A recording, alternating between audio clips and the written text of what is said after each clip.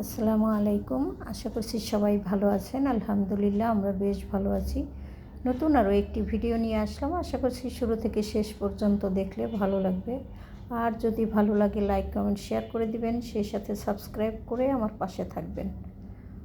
তো দেখতে দেখতে চলে আসলাম সকালবেলা কিন্তু ঘুম থেকে উঠে বেশ কিছু কাজকর্ম করেছি এবং পাশাপাশি নাস্তা করে নিয়েছি।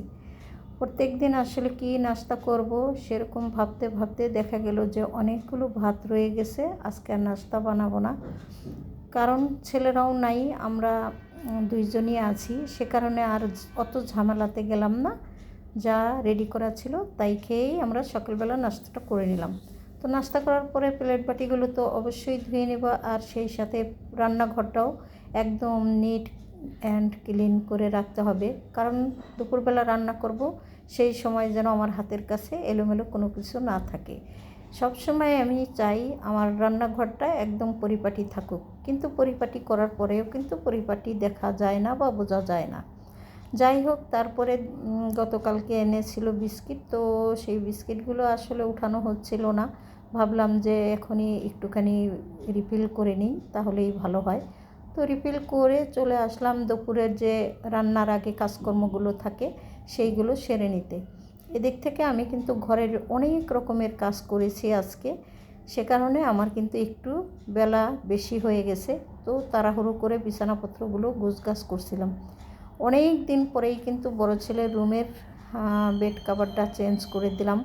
আসলে ছেলেরা অনেক বড়, সে কারণে বিছানাপত্র একটু কমই ময়লা হয়। ছোট বাচ্চা থাকলে তাদের ঘরে কিন্তু বিছানা বেড কাভারগুলো কিন্তু একটু তাড়াতাড়ি নোংরা হয়ে যায়, তো তাড়াতাড়ি ধুয়ে নিতে হয়। এদিক থেকে আমার একটু সুবিধাই আছে।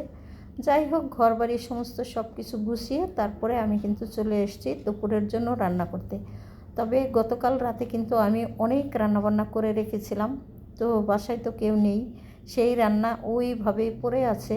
আজকে ভাবলাম একটুখানি চিকেন রান্না করে নিই, এতে করে ছেলেরা যদি খায় তাতেও খাওয়া হয়ে যাবে, আর না হয় আমরা খেয়ে নেব, আর অত কিছু রান্না করার ঝামেলাও রইল না।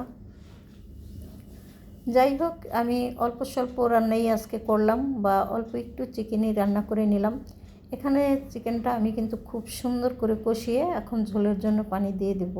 আর চিকেন রান্না করতে কী লাগে, কতটুকু মশলাপাতি লাগে সেটা তো আপনারা অবশ্যই জানেন।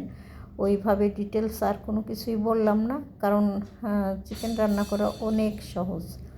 যাই হোক, এখানে তো ঝোলের জন্য পানি দিয়ে দিয়েছি, আর সেই সাথে ওই যে গতকালকে যে শুটকি এনেছিল চিংড়ি, সেটা তো গত ভিডিওতে আপনাদের সাথে আমি শেয়ার করেছি। সেই শুটকিগুলো আজকে হলো ভর্তা করে আমার সাহেবকে খাওয়াইতেই হবে, সে কারণে ভাবলাম যে একটু ভর্তা আর চিকেনটাই রান্না করে নিই। এই যে দেখতেই পাচ্ছেন, শুটকি কিন্তু আমি দারুণভাবে একদম পানি দিয়ে ধুয়ে নিয়েছি, কারণ এইসব শুটকির ভিতরে সমুদ্রের বালু থাকে, এগুলো হলো সমুদ্রের চিংড়ি। যাই হোক, এখানে আমি কিন্তু অলরেডি ভর্তাটা বেটে ভর্তা করে নিয়েছি। আর পাটায় বেটে ভর্তা করলে কিন্তু খেতে দুর্দান্ত হয়। আর আপনারা যেইভাবে ভর্তা করেন না কেন, হাতে মেখে বা ছেঁচুনিতে ছেঁচে, তো অত কিন্তু টেস্ট হবেই না। যাই হোক, আমি এখানে কিন্তু পাটায় বেটে ভর্তাটা করে নিলাম। তারপরে দুপুরের খাওয়া দাওয়া তো করেই নিয়েছি, যেহেতু আমরা দুইজন ছিলাম, অত একটা ঝামেলাও নাই বাসাতে।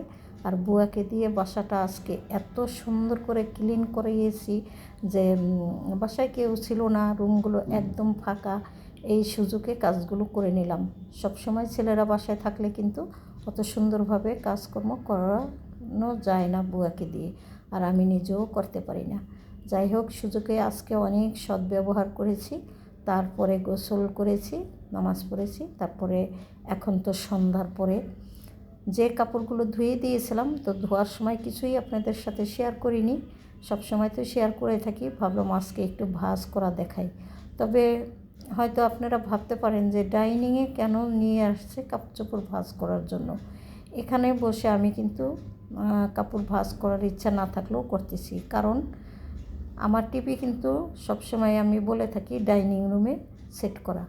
তো ডাইনিং রুমে যেহেতু সেট করা, আমি কিন্তু টিভিতে অনেকের ভিডিও দেখি এবং সেই সাথে কাপড়গুলো ভাঁজ করার চেষ্টা করছি। তো সেই কারণেই কিন্তু আমি ডাইনিংয়ে বসে কাপড়গুলো ভাঁজ করছি। আর এখানে যতগুলো কাপড় দেখলেন ভাঁজ করে নিয়েছি। কিছু কাপড় আমি একবারে যেগুলো মানে আয়রনে দিব সেগুলো কিন্তু আয়রন করার জন্য যেখানে কাপড় রাখি আমি সেখানে রেখে দিয়েছি। আর হাতে ভাঁজ করা কাপড়গুলো কিন্তু সুন্দর করে হাতে ভাঁজ করে নিয়েছি।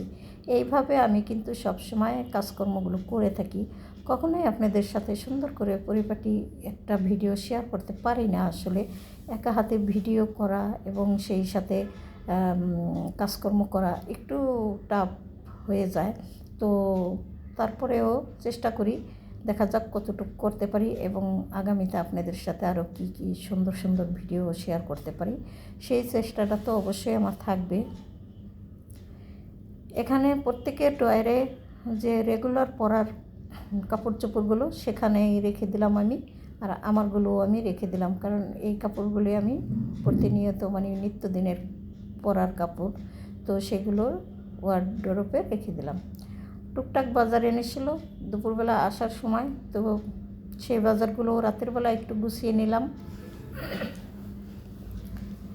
আসলে ঠান্ডা পড়ে গিয়েছে, এমনিতেই গলার অবস্থা একটু বেহাল, তো কী আর করার, কাশি চলেই আসছিল। অনেক কষ্ট করে থামিয়ে তারপরে আবার ভয়েস ওভার করার চেষ্টা করলাম। যাই হোক, এখানে ভুল ত্রুটি হয়ে থাকলে ক্ষমা সুন্দর দৃষ্টিতে দেখবেন সবাই। সব সময় আপনাদের কাছে আমি ক্ষমা প্রার্থী, যখনই যা ভুল করি না কেন ক্ষমা দৃষ্টিতে দেখবেন। বাজারগুলো টুকটাক করে গুছিয়ে নিলাম। আর সর্বশেষ এই যে দেখতে পাচ্ছেন দুপুরবেলা যে খাওয়া দাওয়া করেছিলাম সেই প্লেট বাটিগুলো ধুয়ে রেখে দিয়েছিলাম।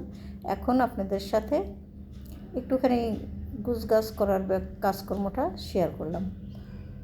তো আর কি করার, একা হাতে যেহেতু করি, সম্পূর্ণ ঘরের কাজকর্ম বা সব দিকে নজর রেখে কাজ করতে হয়, তা না হলে একদম বিপদ। সবাই ভালো থাকবেন, আমার পাশে থাকবেন, এই চিন্তায় আমি সব সময়ই করি। আর আশা করছি আমার আপুরা আমার পাশে অবশ্যই থাকবেন। তবে আপনারা আমাকে একটু লাইক করে দিন, সেই সাথে শেয়ার করে দিন আপনাদের ফ্রেন্ড সার্কেলের সাথে, যাতে করে আমার ভিডিওগুলো সবার কাছে একটু পৌঁছে যেতে পারে। এইটুকু আপনাদের কাছে আমার দাবি রইল। যাই হোক, সবাই ভালো থাকবেন, আপনাদের কাছ থেকে বিদায় নিয়ে নেব। আর কাজকর্ম ভালো লাগলে কমেন্টস করে জানাইয়েন। আল্লাহ হাফেজ, আসসালামু আলাইকুম।